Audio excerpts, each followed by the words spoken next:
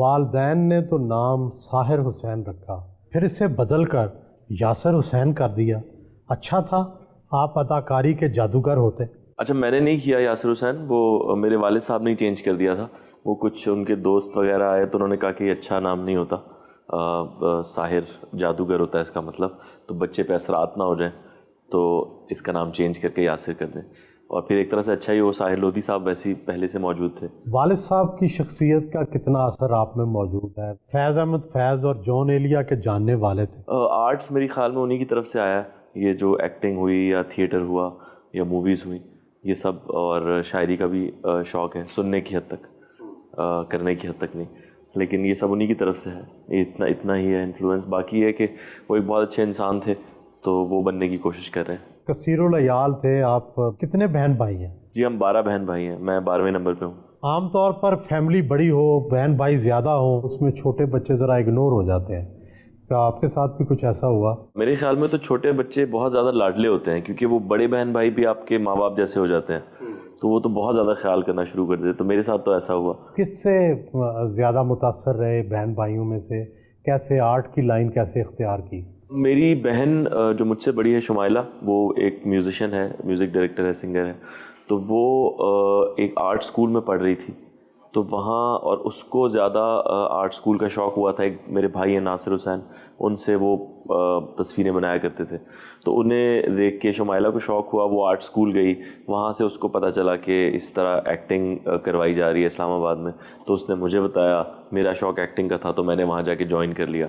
तो इस तरह से फिर एक रास्ता बन गया और मैंने थिएटर करना शुरू कर दिया। वो अब म्यूज़िक बनाती हैं, दुबई में रहती हैं और फिल्मों और ड्रामों के लिए, और मैं तो आप एक ख़ानदान के दो फनकार हैं? हाँ जी, इस वो खानदान आर्टिस्ट हैं? जी, इस ख़ानदान में दो ही हैं। आपने अपने कैरियर का आगाज़ तो थिएटर से किया और ज़्यादातर अनवर मकसूद के जो ड्रामे थे, प्लेस थे, उनमें काम किया। इसका आपकी शख्सियत पर कितना असर पड़ा? वो तजर्बा मेरी ज़िंदगी का सबसे अच्छा तजर्बा है, क्योंकि अनवर साहब जैसे लोगों के साथ काम करना बहुत कम लोगों के हिस्से में आता है। उतने अच्छे स्क्रिप्ट मिलना, बहुत लकी एक्टर्स होते हैं जिनको उतने अच्छे स्क्रिप्ट्स मिलते हैं। तो मुझे शुरू से उनके स्क्रिप्ट्स की आदत हो गई है, इसलिए मैं शायद अब कम काम करता हूँ, क्योंकि मुझे उतने अच्छे जुमले, उतनी अच्छी लिखी हुई कोई चीज़ मिलती नहीं है। तो अनवर साहब के साथ काम करना तो मेरी ज़िंदगी का सबसे अच्छा एक्सपीरियंस था, और मुझे लगता है कि आज मैं जहाँ भी हूँ उसमें अनवर साहब के साथ जो मैंने वक्त गुजारा है और जो काम किया है उसका सबसे बड़ा हाथ है। मैं समझता हूँ कि जो आज अगर मैं जिस भी मकाम पे हूँ वो अनवर साहब के साथ गुजारे हुए वक्त की वजह से ही है, जो कुछ मैंने सीखा है। आप ख़ुद भी लिखारी हैं, आप ख़ुद किससे मुतासर हैं अपनी लिखाई में? अपने जो तहरीर है उसमें तंज़ो मज़ाक का सहारा लेते हैं अनवर मकसूद साहब की तरह, या बिल्कुल स्ट्रेट लिखते हैं? नहीं जी, तंज़ो मज़ाक का सहारा तो लेना पड़ता है। जो सिचुएशन है उसमें आप सीधी बात कहाँ कर सकते हैं, अंदर से ही निकल आता है कुछ ना कुछ तंज़ो मज़ा। तो अनवर साहब से बेहतर कौन हो सकता है, और उनके साथ अगर वक्त भी गुजारा हो तो आपको उस तरह आप होते जाते हैं वैसे।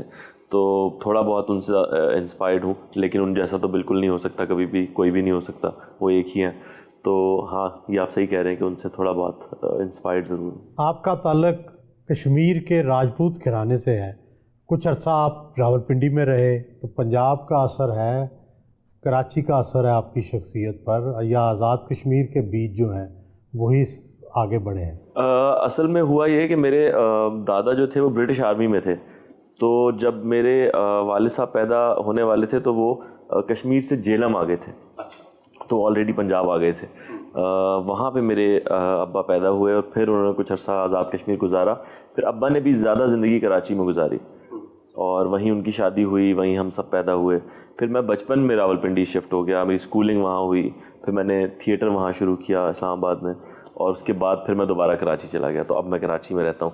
तो इसलिए पंजाब का असर भी है और कराची का असर भी बराबर है, दोनों।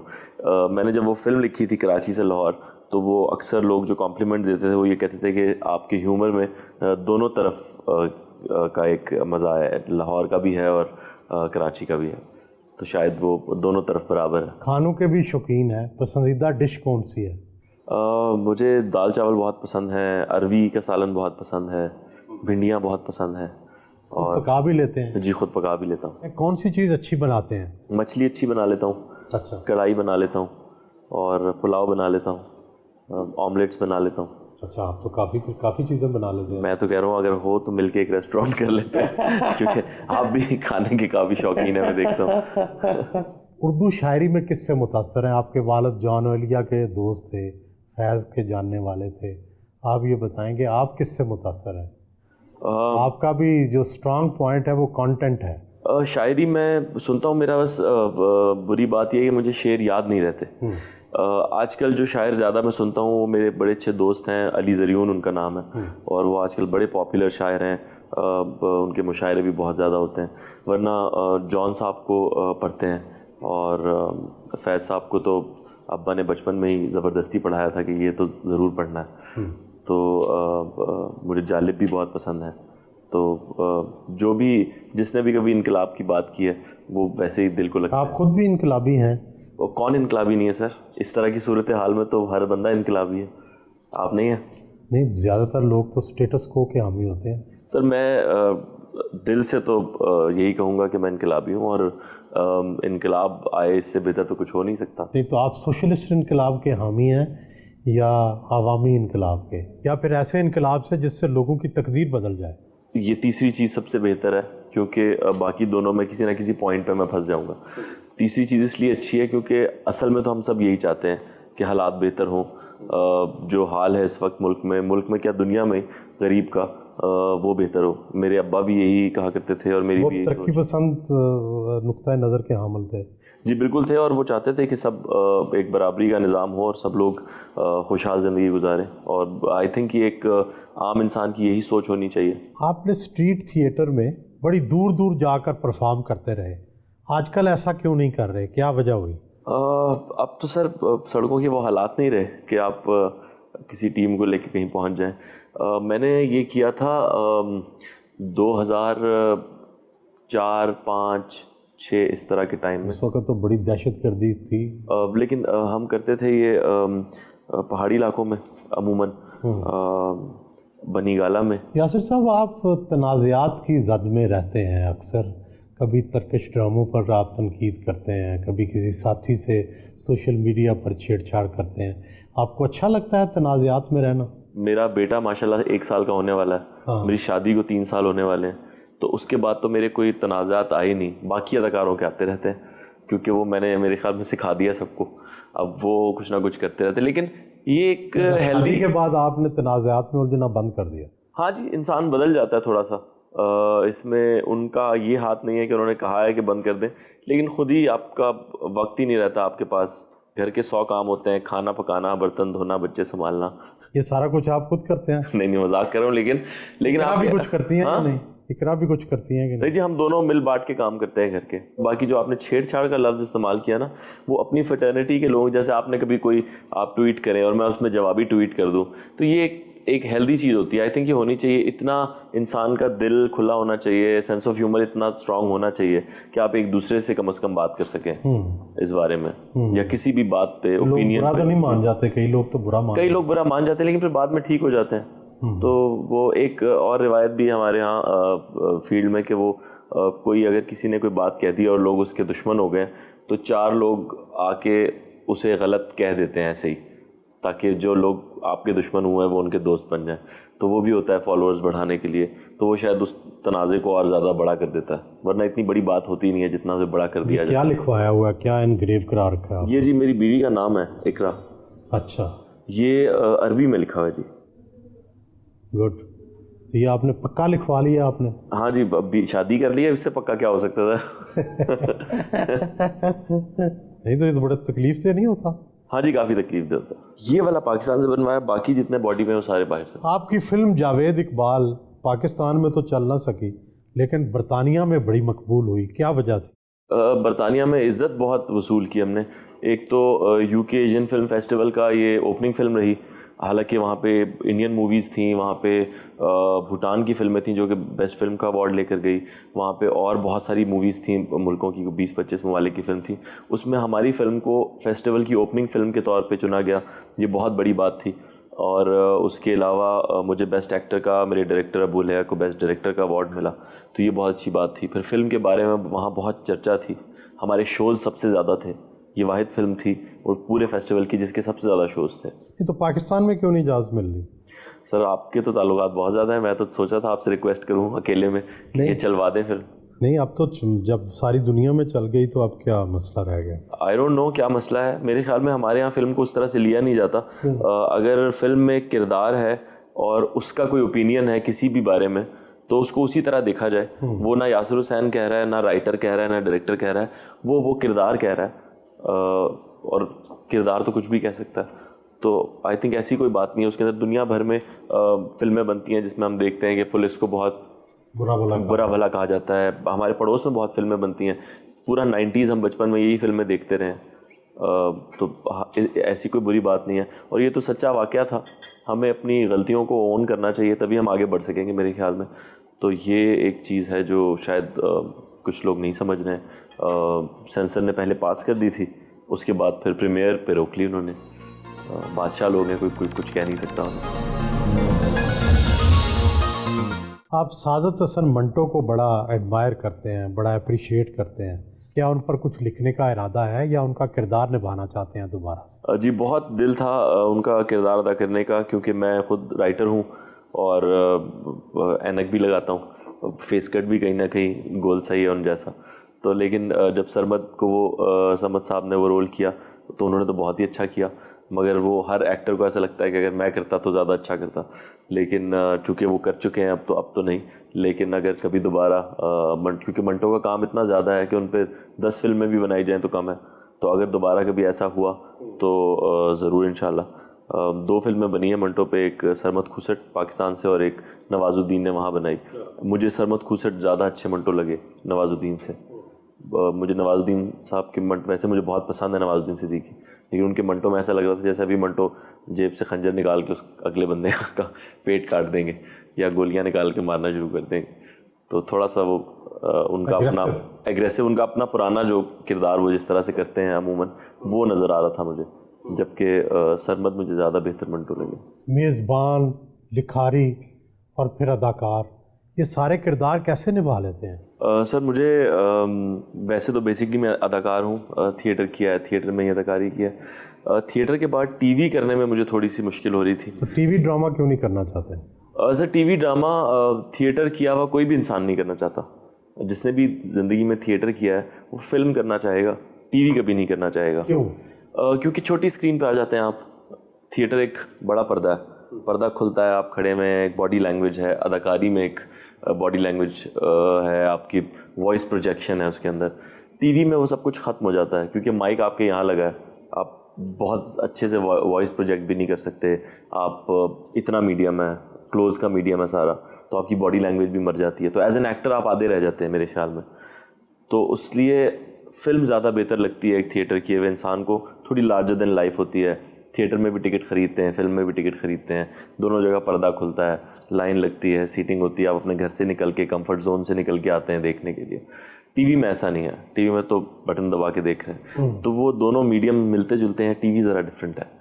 यासर साहब, आप अपने ड्रेस से भी अदाकार लगते हैं, ख़ासकर ये शूज़ हैं या आपका कुर्ते का स्टाइल है, आपकी पैंट का स्टाइल है, तो क्या वाकई आप अपना एक स्टाइल बनाते रहते हैं?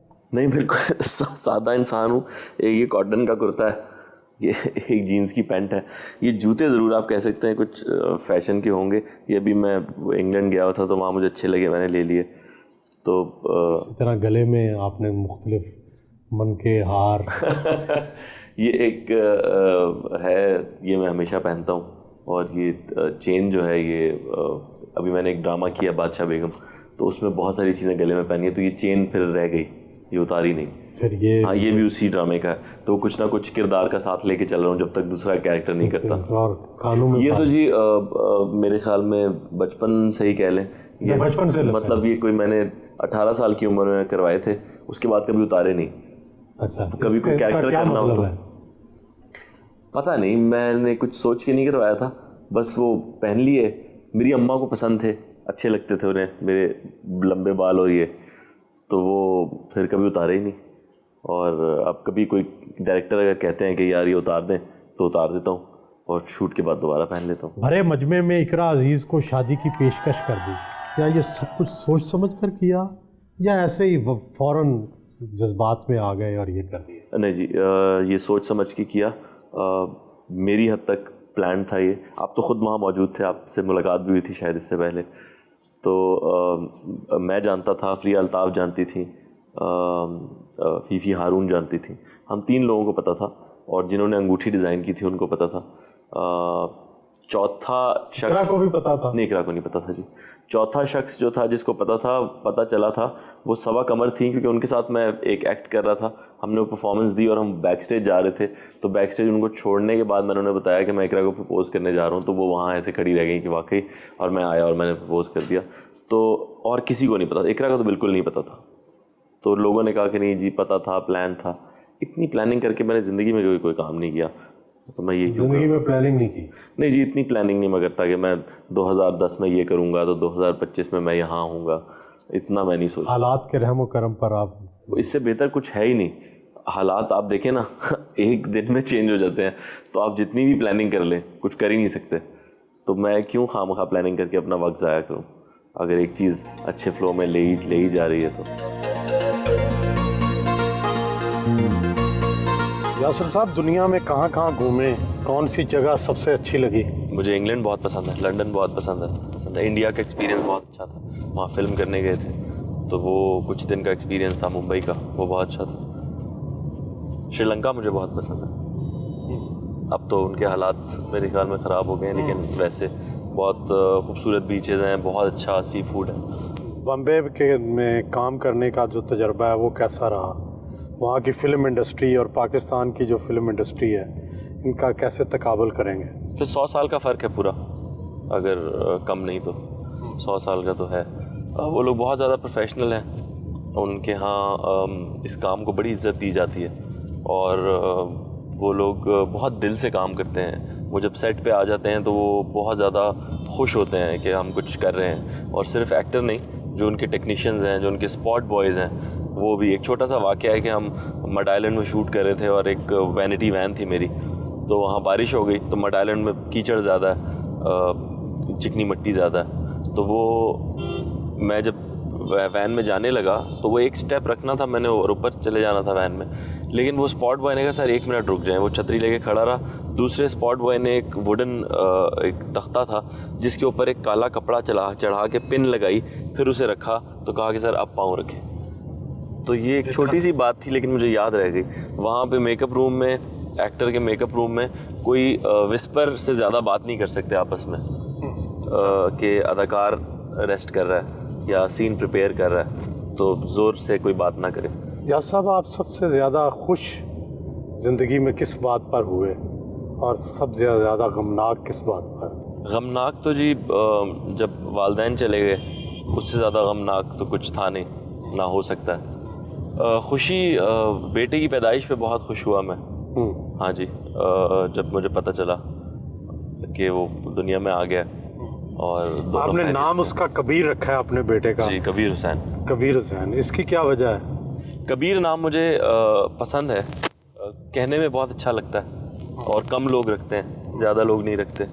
भगत कबीर को कुछ थोड़ा बहुत पढ़ा था, तो मैं भी यही समझाऊँ कि शायद भगत कबीर से आपने। हाँ जी, वो इंस्पायर्ड तो वहाँ से हुए थे। लेकिन शुरू में मुखालफत हो रही थी कि नहीं यार ये नाम नहीं रखना, लेकिन मैंने ज़िद की कि यार यही रखना है, तो फिर रख दिया। लेकिन अब जिसको बताते हैं वो कहते हैं जी हम भी अपने बच्चे का यही सोच रहे थे।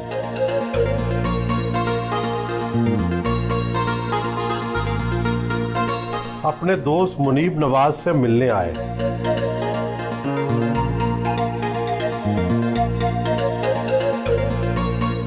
ईद की शॉपिंग के लिए कपड़ों की सिलेक्शन की।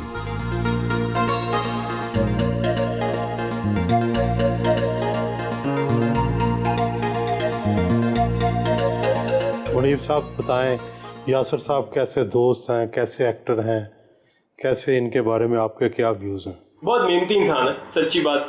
लोगों को उसकी एक सोशल मीडिया प्रोफाइल की वजह से लोगों को जानते हैं, बट मैं इसको बहुत पहले से जानता हूँ, जब मेरे ख्याल से बहुत कुछ बना हुआ नहीं था। जब इसकी मशहूरी जो थी ना, वो यही थी कि ये मेरे दोस्त हैं। लेकिन मुनीब जो है, इन्होंने सही कह रहे हैं, जब मैंने थिएटर के बाद फिल्म की थी तो मुझे जाहिर है कोई नहीं जानता था थिएटर में, तो आप ये जो बहुत ही कम लोग देखने आते हैं, तो तब मैं इनके पास आया था। इन्होंने बड़ी मेरी मदद की थी, मुझे प्रीमियर के कपड़े बना के दिए थे और मुझे प्रमोशंस के कपड़े बना के दिए थे। तो मुझे उस दिन अंदाज़ा हुआ कि जिन डिज़ाइनर्स को हम ऐसे देखते हैं कि यार इनके तो यहाँ पे और लंदन में और इधर उधर आउटलेट्स हैं, ये कहाँ हमें मुँह लगाएंगे, हम तो इनके किसी काम नहीं आ सकते। तब मुझे अंदाज़ा होता है ये तो बड़ा दूर का सोचते हैं। तो ये देख के मुझे इतनी खुशी होती है कि यार जी माशाल्लाह माशाल्लाह माशाल्लाह, अल्लाह जो इज़्ज़त देता है ना वो फिर होती है, किसी वजह से होती है।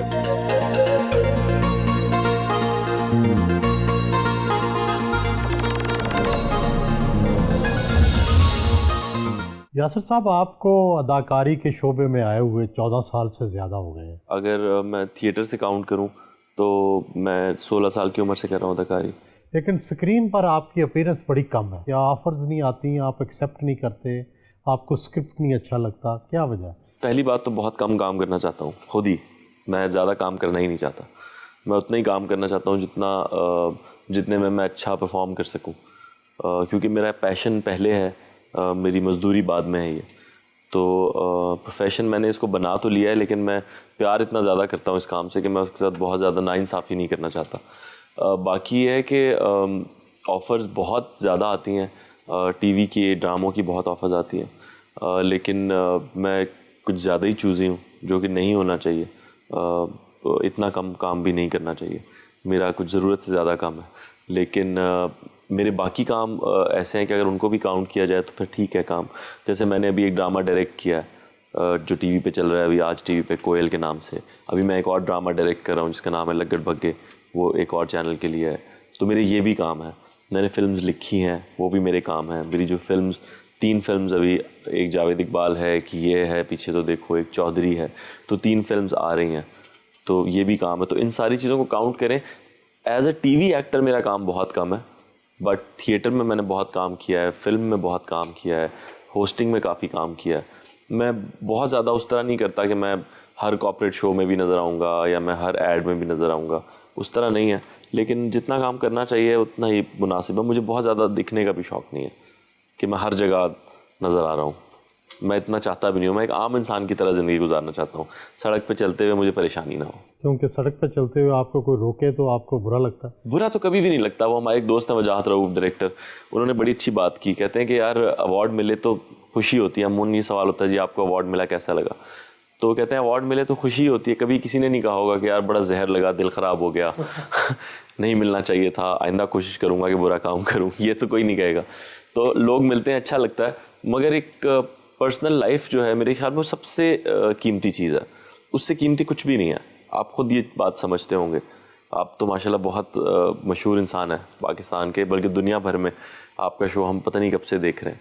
तो बच्चा बच्चा आपको जानता है। जब आप बाहर निकलते होंगे तो कितनी मुश्किलात का सामना आपको होता होगा। तो मैं चाहता हूँ कि बस एक नॉर्मल ज़िंदगी रहे मेरी। शोबिज़ की शादियाँ कोई बड़ी देर पा नहीं होती। आपकी और इकरा अजीज़ की शादी बड़ी अच्छी चल रही है, कि आपके जो रिलेशनशिप है उसकी स्ट्रेंथ की वजह क्या है? एक तो मैं ये नहीं मानता कि शोबिज़ की शादियां देर पानी होती। मोहम्मद अली ज़ेबा हैं, दिलीप कुमार सायरा बानो हैं, ये भी शोबिज़ की शादियां हैं। जॉन रैम्बो और साहिबा हैं, ये भी शोबिज़ की शादी है। और जवेरिया सऊद हैं, ये भी शोबिज़ की शादी है। आयज़ा और दानिश हैं, ये भी शोबिज़ की शादी है। तो शोबिज़ की बहुत सारी शादियां हैं जो बहुत पुरानी हैं और बहुत अच्छी माशाल्लाह चल रही हैं, और दोनों लोग बहुत कामयाब भी हैं, तरक्की कर रहे हैं, बच्चे बड़े हो रहे हैं उनके। तो पहली बात तो मैं ये मानता नहीं कि नहीं चलती शादियां। आजकल वैसे ही नहीं चलती, चाहे वो शोबिज़ की हों या बैंकर्स की हों या वो टीचर्स की हों, अमूमन शादियां अब नहीं चल रही हैं। तो वो एक अलग बात है। शोबिज़ में भी कई शादियाँ नहीं चलती। क्या वजह, क्या क्यों वजह नहीं चलती शादियाँ? मेरे ख़्याल में हमारे माशरे में बहुत सारी चीज़ें ऐसी हैं जो नहीं होनी चाहिए। जेलसी है, एक चीज़ है जो मैं आपके शो के तवज्जुह से कहना चाहूँगा कि बहुत सारी चीज़ों को अब हमारे यहाँ जैसे नॉर्मलाइज़ किया जा रहा है। एक और चीज़ है कि बीवी की तरक्की को नॉर्मलाइज़ नहीं किया जाता हमारे यहाँ। ज़ाहिर है अगर दोनों मियाँ बीवी एक ही प्रोफेशन से हों तो उनमें जेलसी भी आ जाती है, कंपटीशन भी आ जाता है। क्या ऐसा होता है? अगर ये ना भी हो तो कहा जाता है कि भाई तुम्हारी बहन देखो कहाँ पहुँच गई, तुम अभी तक यहीं हो। औरत अगर आगे निकल जाए तो आपको बहुत ज़्यादा मर्द को ताने दिए जाते हैं माशरे की तरफ से। ये बहुत अजीब बात है कि औरत अगर आगे निकल जाए तो उसके लिए मर्द को ज़िम्मेदार ठहराया जाता है कि तुम कुछ करो, ज़ोर लगाओ। तो ये एक बात है जो मुझे लगता है नॉर्मलाइज हो जानी चाहिए। जैसे मेरी बीवी मुझसे ज़्यादा मशहूर है, वो काम भी मुझसे ज़्यादा करती है, एक ये वजह भी है। उसकी सोच अलग है काम को लेके, मेरी सोच अलग है काम को। मैं थिएटर से आया हूँ, वो टीवी से आती है, तो उस चीज़ को हमारे यहाँ नॉर्मलाइज नहीं किया जा रहा, जो कि मुझे बहुत फ़नी लगती है बात कि ये सवाल मुझसे अक्सर पूछा जाता है कि यार वो तो इतनी मशहूर है, आप उतने मशहूर क्यों नहीं हैं। तो ये एक अजीब सा सवाल है जो लोग करते हैं। इसका मतलब माशरे में ये बात अभी भी है कि यार औरत ज़्यादा तरक्की ना करे। और मुझे तो बड़ा फ़ख्र है अपनी बीवी की तरक्की पे, मुझे अपना बहुत फ़ख्र है अपनी बहन की तरक्की पे। और हमारे घर में यही सिखाया गया है कि औरत और मर्द में कोई फ़र्क नहीं है, वो दोनों एक जितनी मेहनत करते हैं और उसका एक जितना ही सिला मिलना चाहिए उनको। इकरा और आपने घर में अपनी जिम्मेदारियां कैसे बांट रखी हैं? बेटे को कौन ज़्यादा लुक आफ्टर करता है? बेटे के फ़ौरन जब प्रेगनेंसी के टाइम में मैंने कोई काम नहीं किया, मैं इकरा के साथ ही रहा। और जैसे ही बेबी हुआ, कबीर के बाद से मैंने बहुत ज़्यादा काम करना शुरू कर दिया। मैंने इतना काम कभी नहीं किया होगा। मैंने ड्रामे भी डायरेक्ट किए, मैंने फिल्में भी ये सारी कर ली, और अभी बादशाह बेगम जो चल रहा है वो भी एक्टिंग भी कर ली ड्रामे में। तो ये काफ़ी ज़्यादा काम हो गया बेटे के बाद 1 साल के अंदर अंदर। तो इकरा ही टाइम दे रही है अभी तक बेटे को। अब वो दोबारा स्टार्ट करेगी, तो हमारी यही डील थी कि जब भी तुम्हें दोबारा स्टार्ट करना हो तो फिर मैं घर पे आ जाऊँगा, मैं काम रोक दूँगा, तो मैं फिर कबीर को देखा करूँगा। वैसे तो घर पे हैं लोग देखने के लिए, लेकिन फिर भी एक पेरेंट का होना ज़रूरी है। तो इस तरह से हम लोग मिल बांट के कर लेंगे। हम दोनों का कोई क्रेज़ नहीं है अपने करियर को लेके, कोई हम जंग नहीं है हमारे लिए, कुछ जीतना नहीं है, हमें कुछ साबित नहीं करना किसी को। साबित तो करना होता है, कुछ ना कुछ तो टारगेट होता है ना कि मैंने ये साबित करना है। देखिए ना, आप क्या रह गया, मैंने फिल्म्स भी कर ली हैं, थिएटर भी कर लिया है। कोई किरदार ऐसा हो जो आप निभाना चाहते मैं ईदी साहब का रोल करना चाहता हूँ। मैं अगर कोई फिल्म उनके ऊपर बनती है तो मैं जॉन एलिया का किरदार अदा करना चाहता हूँ, अगर कोई फिल्म उन पर बनती है तो। और इस तरह के बहुत सारे किरदार हैं जो मैं करना चाहूँगा। मैं आसिफ जरदारी साहब का किरदार करना चाहूँगा अगर कोई फिल्म बनती है तो। ये सारे किरदार ऐसे हैं जो मुझे लगता है कि मैं कर सकता हूँ। बेटे के लिए आपकी क्या प्लानिंग है, क्या बनाना चाहेंगे? मैं चाहता हूँ कि वो म्यूज़िक सीखे, प्रोफेशनली बेशक ना करे, लेकिन म्यूज़िक सीखे अपने हद तक। और दूसरा मैं चाहता हूँ कि वो पाकिस्तान के लिए कोई मेडल लेकर आए स्पोर्ट्स में। ज़रूरी नहीं हो क्रिकेट हो, वो स्विमिंग भी हो सकती है, वो टेनिस भी हो सकता है, वो कोई भी गेम हो सकती है। तो मुझे लगता है कि उसको स्पोर्ट्स की तरफ जाना चाहिए और म्यूज़िक, ये मेरी ख्वाहिश है। बाकी जो चाहे बनना चाहे, कोई उस पर ज़बरदस्ती नहीं है। काम कम करते हैं तो फिर आमदन भी कम होगी, या आप ज़्यादा कमा लेते हैं? ये मैं जब आ रहा था ना तो मेरी बीवी ने कहा कि सबसे पहला सवाल ये होगा कि कितना कमा लेते हैं। हाँ। क्योंकि आपका जो ये इंटरेस्ट है ना ख़ास आमदन में, मैं जी काम कम करता हूँ, लेकिन मेरे शायद काम कम करने की वजह भी ये है कि आधी चीज़ें तो मेरी पैसों पे ही अटक जाती हैं, क्योंकि मैं पैसे ज़्यादा चार्ज करता हूँ। और मुझे पता है जिसने मेरे साथ काम करना है उसने करना ही है, फिर वो दे देगा मुझे वैसे। तो जहाँ लोग ज़्यादा चार्ज करते हैं, हाँ जी, 2 काम करके लोग जितने पैसे कमाते हैं वो मैं 1 काम करके कमाता हूँ। तो बस लेकिन कमाता इतने ही हूँ जितनी ज़रूरत हो। लाखों तो कमाते ही होंगे? हाँ जी, लाखों तो अब कोई भी कमाता है। जो बाहर रेडी वाला है वो भी लाखों कमा रहा है। लाखों की वैल्यू ही क्या रह गई है? आप लाख रुपए लेके निकलें ज़रा बाहर और वापस आए पेट्रोल भरवा के तो ख़त्म हो जाएंगे आपके पैसे। बाकी एक ब्रांड्स वगैरह का कोई शौक़ नहीं है, ये सब आम से कपड़े हैं, ये आम सी चीज़ें हैं, कुछ ब्रांडेड नहीं पहना हुआ मैंने। तो पैसे वहाँ खर्च होते हैं, वो नहीं है। डाइन आउट का बहुत ज़्यादा शौक़ नहीं है, बाहर जाके महंगे खाने का बहुत ज़्यादा शौक़ नहीं है। तो फिर पैसे उतने बहुत होते हैं जितने आप कमा रहे हैं। ज़्यादा पैसे किससे मिलते हैं, अदाकारी से या लिखने से? पैसे तो ज़्यादा लिखने में हैं, लेकिन लिखना बहुत मुश्किल काम है, तो वो मैं कम करता हूँ। अदाकारी में भी अच्छे पैसे हैं, मुनासिब है। बाकी दुनिया से मुकाबला करें तो बहुत कम है, लेकिन वैसे मुनासिब है, कुछ बुरे पैसे नहीं हैं। आप टर्किश ड्रामों के क्यों खिलाफ हैं? मैं टर्किश ड्रामों के ख़िलाफ़ नहीं हूँ। मैं एक्सचेंज प्रोग्राम में यकीन रखता हूँ। अगर आप मुझे अपने घर बुला रहे हैं तो मैं आपको अपने घर बुला रहा हूँ। ऐसा नहीं हो सकता कि आप ही मेरे घर आते रहें और मुझे कभी ना बुलाएं। तो मैं सिर्फ इसके ख़िलाफ़ हूँ कि हमारे नेशनल टीवी पे अगर टर्की का ड्रामा चलता है तो हमारे ड्रामे को भी उनके नेशनल टीवी पे चलना चाहिए, जिससे हमारे फ़नकार को, हमारे मुल्क को फ़ायदा हो। क्योंकि हमारे ड्रामे पूरी दुनिया में मशहूर हैं, लोग कहते हैं कि बहुत अच्छे ड्रामे होते हैं। तो अचानक से हमें अंदाज़ा होता है कि नहीं हमारे ड्रामे तो बुरे हैं और टर्किश ड्रामे अच्छे हैं। तो ये बात हमारे जहन में डालना कोई अच्छी सोच नहीं है। इकरा की कौन सी चीज़ सबसे अच्छी लगी जिसकी वजह से फ़ौरन प्रपोज कर दिया? इकरा में मुझे एक लाइफ पार्टनर दिखी और मुझे लगा कि ये एक बहुत अच्छी। प्रपोज करने से पहले कभी बातचीत की थी कि इस बारे में, क्या उनकी कॉन्सेंट ली थी? जी जी, ये नहीं पूछा था कि आपको प्रपोज करने जा रहा हूँ। हमारी बातचीत हो गई थी, मैंने उनसे कह दिया था शादी के बारे में। देखिए, ये प्रपोज़ल जो था, ये कोई ऐसा प्रपोज़ल नहीं था कि इससे पहले उन्हें पता ही नहीं था कि मैं उन्हें पसंद करता हूँ। ऐसा कुछ नहीं था। लेकिन हर लड़की का एक ख्वाब होता है कि कोई घुटनों पे बैठ के उसे प्रपोज करे। तो वो हमने देखा है, किसी ने आईफल टावर के सामने, किसी ने कहाँ प्रपोज किया। तो मुझसे बहुत ज़्यादा सवाल किया जा रहा था कि आर यू डेटिंग इकरा अजीज़। तो उसका मुझे लगा कि जवाब बेहतर यही रहेगा कि सबके सामने एक ही दफ़ा में आ जाए, और वो उससे बेहतर हो नहीं सकता था कि अवार्ड शो पे वो भी वहाँ मौजूद थी, मैं भी था। तो मुझे लगा कि ये बेहतर मौका है, और मैंने अंगूठी भी बनवा ली थी, तो वो मैंने उसी वक्त कर दिया। उन्हें पसंद भी बहुत आया। आप ड्रामा और पाकिस्तानी सोसाइटी को मुनाफिक करार देते हैं, ऐसा क्यों? मुनाफिकत तो हम लोगों में वैसे थोड़ी बहुत पाई जाती है। आप क्या कहते हैं इस बारे में? हाँ, सोसाइटी में पाई जाती है। तो वो हम में भी है, आप में भी है, सब में है। तो अदाकारों में भी होती है, बस उतनी है। ड्रामा इंडस्ट्री कोई मेरा टारगेट नहीं है कि ड्रामा इंडस्ट्री। सोसाइटी में आप समझते हैं सोसाइटी में है थोड़ी मुनाफिकत, वो ख़त्म हो जानी चाहिए। हिपोक्रेसी जो है ना, वो अच्छी चीज़ नहीं है। तो इसका क्या इलाज है, कैसे ठीक करें? सर, इसका इलाज तो आप जैसे सीनियर लोगों के पास होना चाहिए। मैं तो अभी कल आया हूँ, मुझे क्या पता ये कैसे हल होगा। मैं तो बस अपने आप को ठीक करने के चक्कर में लगा हुआ हूँ अभी। मुल्क के मसाइल का सियासी हल क्या देखते हैं?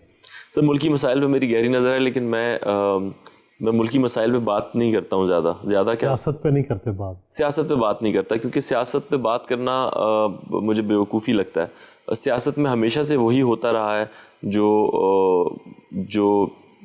प्लान होता है पहले से, कुछ नया अचानक नहीं होता। ये बहुत पहले की प्लानिंग्स होती हैं जो आपके सामने अब आ रही होती हैं, मेरा ये सोचना है। तो इस बारे में बात करके अपना वक्त ज़ाया करना, अपने पर्सनल रिलेशंस ख़राब करना, दोस्तियाँ ख़राब करना, पार्टीबाजी का हिस्सा बन के, इसका कोई फ़ायदा नहीं। किसी पार्टी के हामी? नहीं जी, मैं किसी पार्टी का, मैं डांस पार्टी का हामी हूँ। उसमें मुझे मज़ा आता। आप एक वेब सीरीज़ लिख रहे हैं, कब तक मुकम्मल होगी? वेब सीरीज़ का ये है कि हमारे यहाँ से वेब सीरीज़ ली नहीं जा रही। नेटफ्लिक्स से भी कोई हमारी डील नहीं बन पा रही है अभी तक, और अमेज़ॉन से भी कोई बन नहीं पा रही है। तो क्या बैरियर्स हैं, वो कब टूटेंगे? तो उससे पहले वेब सीरीज़ बनाना और फिर कहाँ चलाएं, हमारे पास कोई ऐसे पोर्टल्स हैं नहीं अभी तक। तो इसलिए वो ज़रा मुश्किल काम है, वो रोक दिया। लेकिन फ़िल्म की तरफ है इंशाल्लाह। आप लिखारी हैं, सोचते हैं कि बेगम के लिए कोई किरदार लिखें? बहुत सोच रहा हूँ। जिस तरह के कैरेक्टर्स उसे ऑफ़र हो रहे हैं, और मेरे साथ शादी के बाद उसने भी काम कम करना शुरू कर दिया। तो मैं सोचता हूँ उसके लिए कुछ एक मैंने कॉन्सेप्ट सोचा है, और वो भी ये कह रही थी कि मुझे कुछ लिख के दो। तो देखें बहुत जल्द। मियाँ बीवी में लड़ाई तो होती होगी, किन बातों पर होती है? बहुत ज़्यादा लड़ाई नहीं होती, बस सुनने वाले को ऐसा लगता है यार ये क्या बकवास कर रहे हो, ऐसे कैसे हो सकता है। लेकिन बहुत ज़्यादा लड़ाई नहीं होती, छोटी छोटी बातों में लड़ाई हो जाती है। उसे लगता है कि मैं कमरे को ज़्यादा फैलाता हूँ, जबकि जब सामान उठाया जाता है तो वो उसका सामान ज़्यादा होता है। तो इस तरह की फजूल चीज़ों पे कभी कोई झड़प हो जाती है, लेकिन ऐसा कोई लड़ाई वगैरह नहीं होती, क्योंकि मैं लड़ने वाला इंसान नहीं हूँ, वो भी नहीं है ऐसा। तो इकरा आसानी से मान गई थी, उनके घर वालों को मनाने में मुश्किल पेश आई? नहीं, कोई ख़ास मुश्किल पेश नहीं आई। वो कहते हैं ना, जब मियाँ बीवी राजी तो क्या करेगा काजी। तो वो ऐसा कोई मसला नहीं हुआ। लेकिन अगर कोई मसला होता भी तो मेरी कन्विंसिंग पावर्स बहुत अच्छी हैं। अच्छा, हाँ जी, मना लेते हैं आप? बिल्कुल बिल्कुल। आप अगर अभी मुझे कोई कहे कि आपको मना के कहीं लेके जाना, मैं ले जाऊँगा।